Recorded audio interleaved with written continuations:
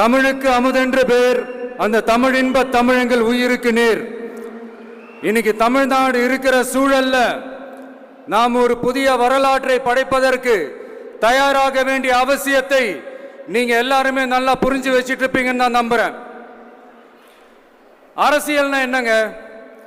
ஒவ்வொரு குடும்பமும் நல்லா வாழணும்னு நினைக்கிறது அரசியலா? இல்ல ஒரே ஒரு குடும்பம் மட்டும் தமிழ்நாட்டை சுரண்டி நல்லா வாழணும்னு நினைக்கிறது அரசியலா? நீங்களே சொல்லுங்க, எது அரசியல்? எல்லாருக்கும் நல்லது நடக்கிறது தானே அரசியல். அதுதான் நம்ம அரசியலும். காட்சிக்கு திராவிடம், ஆட்சிக்கு திராவிட மாடல்னு தினம் தினம் மக்கள் பிரச்சனைகளை மடைமாற்றி மக்கள் விரோத ஆட்சியை